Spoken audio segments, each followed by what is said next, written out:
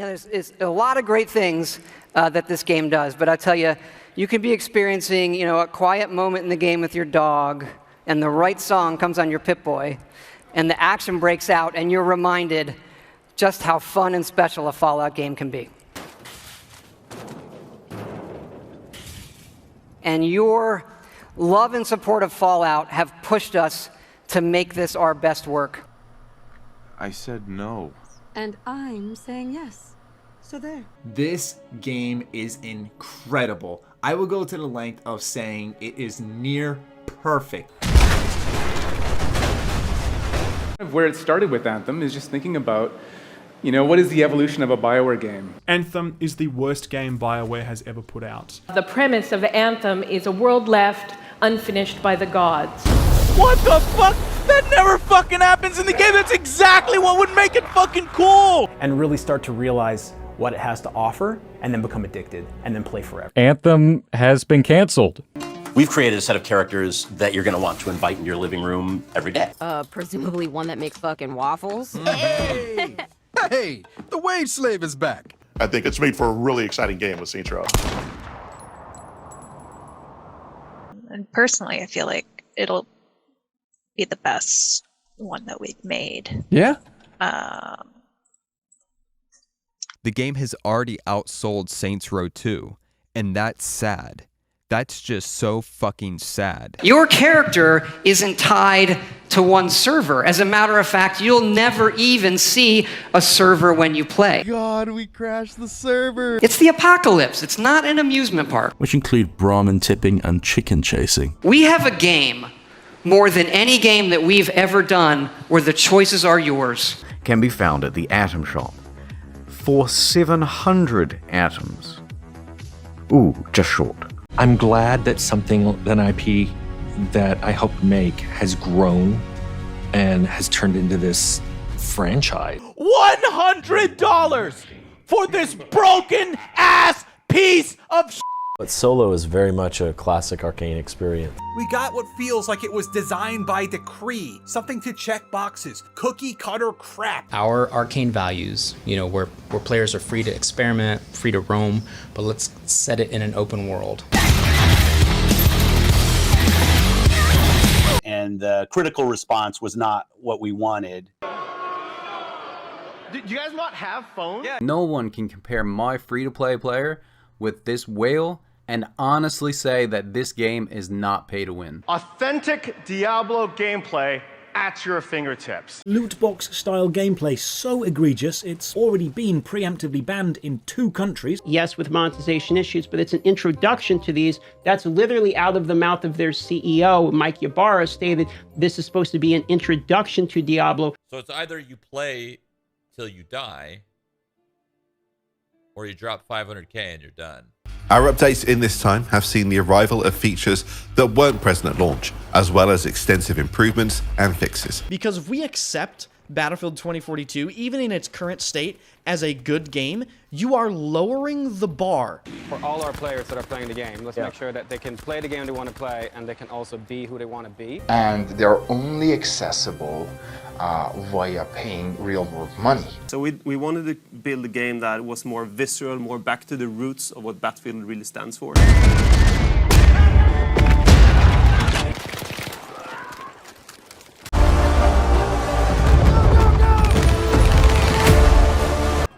What's on our head? What? Player can really immerse himself in the full fantasy of being a pirate. Not only does it look incredibly arcadey, but you can see skins on the ships. Finding people who are passionate about the genre, people who are passionate about Ubisoft games. An unexciting, uninspired, and poorly implemented gameplay loop. Having worked on it for a while now, yes, it feels exactly like Bloodlines. You're gonna love it. Brian Mitsoda has gone. He's been fired from Bloodlines 2. Really empowering the player and their sense of choice and sort of building the game around that from a reactivity standpoint. Hardsuit Labs will no longer be leading the development of Bloodlines 2. Like, I don't think you can kind of put out what I would call a half-baked game on a franchise that's so important. And we've been like really patient waiting for 343 to get it together. Let's go!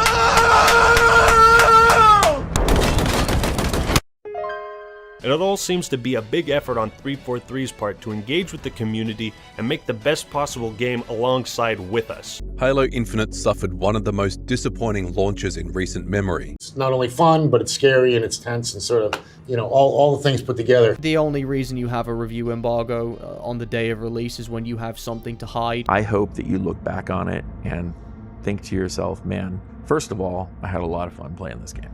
You ever get excited for a video game and then it comes out and boy oh boy, the launch absolutely ruins its reputation in a matter of hours? Yeah, that's what I'm like with the Callisto Protocol.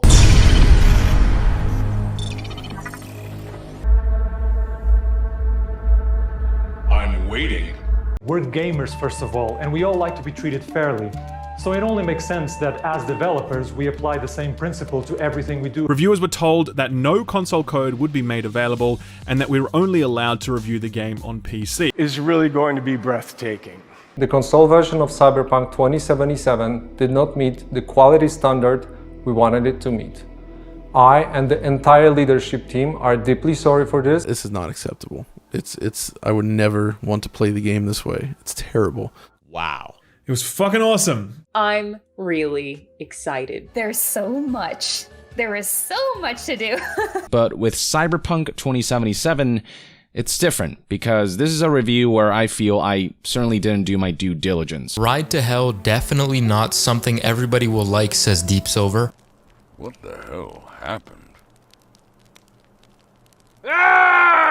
We get inspired by sequels that kind of don't play it safe. I'm sorry, Neil, but a sad backstory doesn't automatically make your character good. In a medium where everything is John Wick, The Last of Us Part 2 is Schindler's List. What if instead of telling you what to think, the game let you think? Bravo! Whether or not it's the story we wanted, this was a bold and monumental undertaking that only a fool would call lazy writing. Just don't think about it. Don't think about how stupid it is that Ellie was a vicious killer in gameplay, yet was a whiny crying bitch when she had to kill people that actually fucked her over in cutscenes. I'm really proud that at Naughty Dog we have this really flat structure where people can speak up.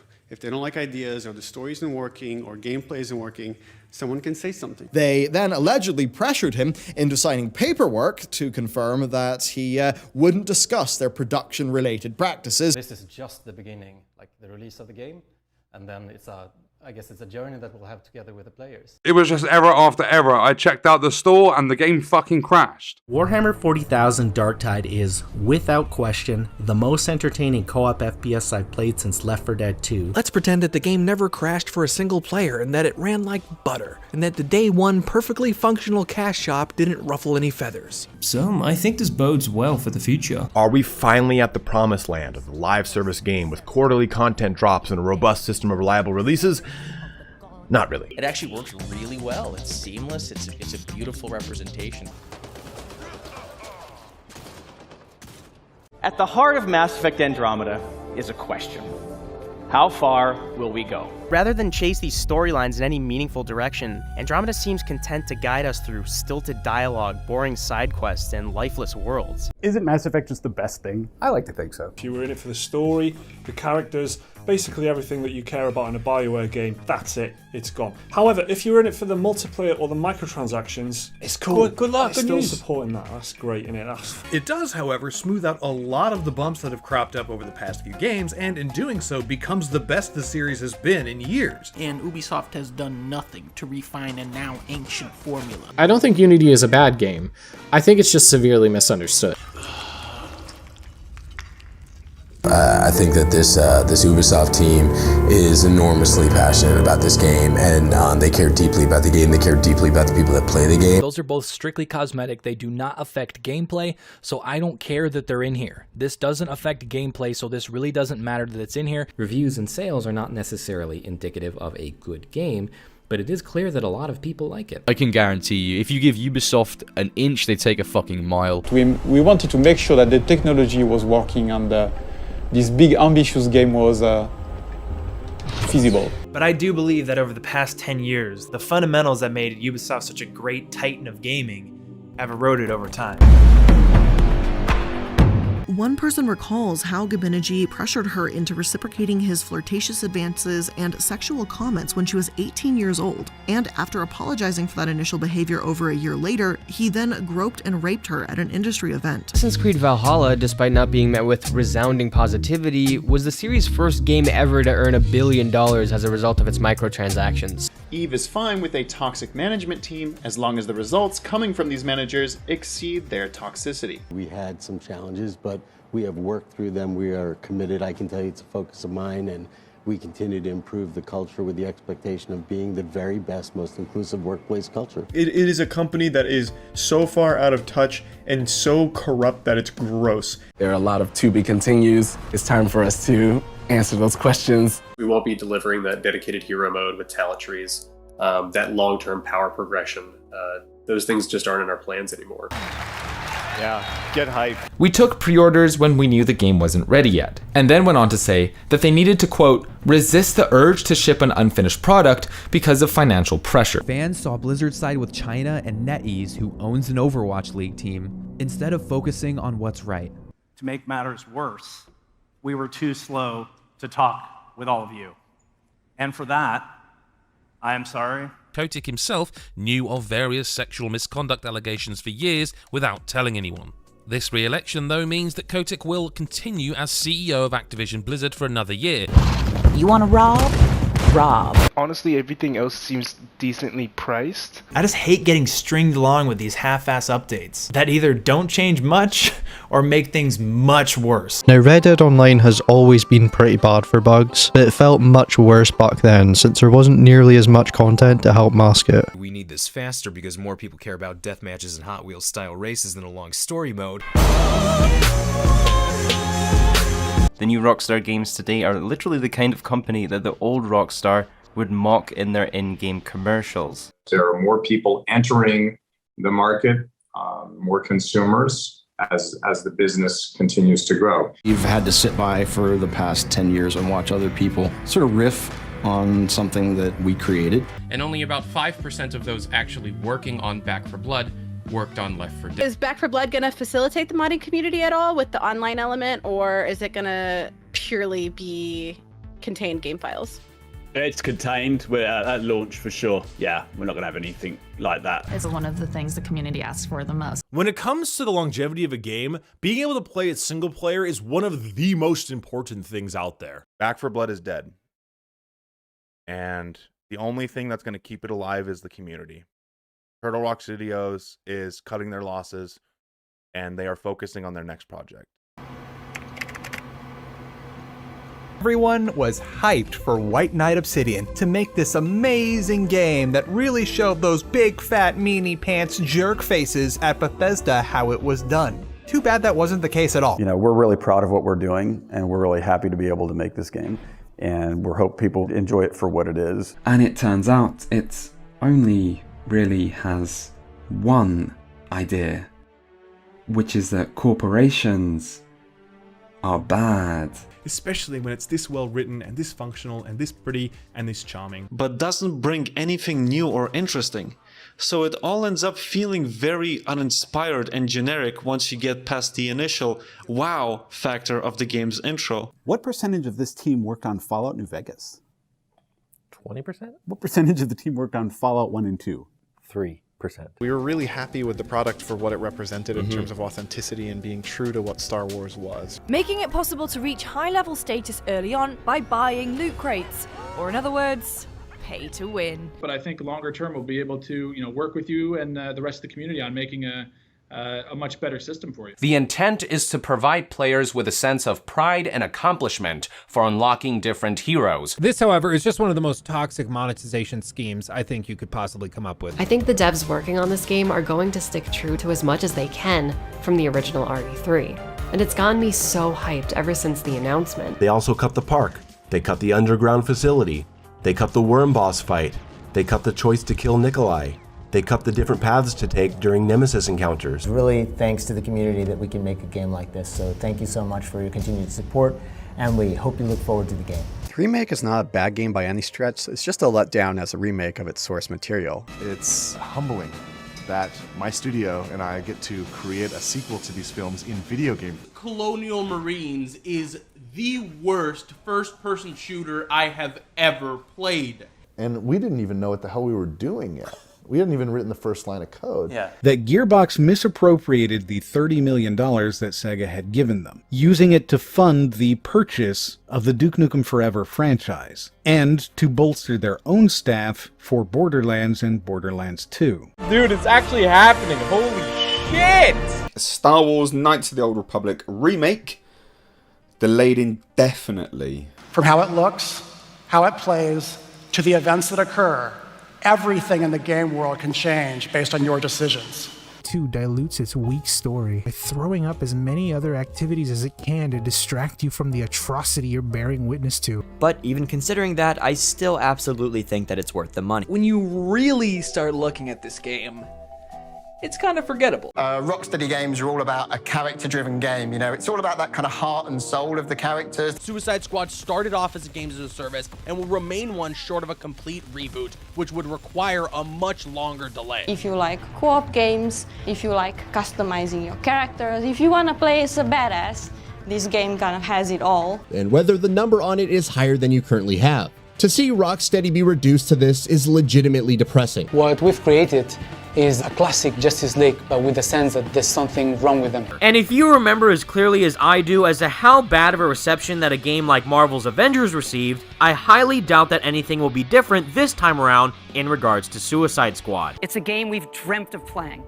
and it wasn't until now that we have the hardware, the technology, and the team who's hard at work at home to make that dream a reality. Throwing a grenade even looks identical. You can tell because they included the massive frame rate dip that happens when you do it. And it feels like there's still parts of it really missing, and Starfield is the next step of No Man's Sky. Sold the mystery of 1,000 planets, of not just being boring flat terrain with not a lot to see. Going to be the best game ever made, from the dialogue to the customization to the super vast worlds.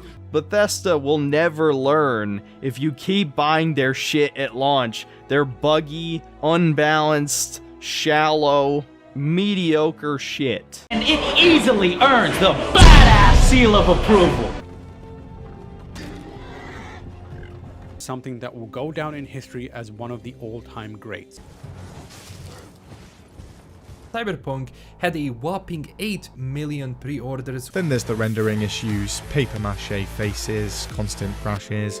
If they didn't have double standards, they'd have no standards at all, right? So as escapism slowly dies, so does my joy for video games. Oh, it's only Raid Shadow Legends. Check out my link in the description. It just ended up being such a wonderful melting pot of people and ideas and perspectives that all came together to work so well. So most of the game is them doing nothing in the prison cell except arguing with Richter and running their mouths about themselves. How about you just develop a decent sense of self-esteem and not rely on media to give you purpose in life, especially since corporations are actively exploiting this idea for profit. Sony is deeply committed to getting closer to people. Jeff was actually George Caciapo, a senior vice president working in the PlayStation Store division of Sony Interactive Entertainment. And how we work on the day before, the most anticipated game on Steam Digital Store. That this game, if it ever launches, will be a complete mess. So do you often go to planets and you're just like, well, this is just a total dud? It just doesn't matter, because this game is just so complete in almost every area. This is the stuff that RPG dreams are made of, and it is truly remarkable that a section so complicated, both narratively and mechanically, comes together as well as it does. When you press a button, something awesome has to happen. So button awesome. For many Bluebird team members, Silent Hill is the title which made them fall in love in horror games. A development studio with a rocky reputation, and in particular, a history of writing horror games about mental illness to mixed effect. Frank is cooler, he's tougher, a little wiser, but he's still Frank. That's aiming for mediocrity and coming up short. And that's Dead Rising 4. He doesn't take cover. Not even once. He just stands around getting shot. The reality is, in 2023, there is simply no reason to pre-order. I don't care how it's happened. As long as I'm entertained, I'm entertained. It's really, when you play it, when you see it in motion, it's really night and day from what it used to be.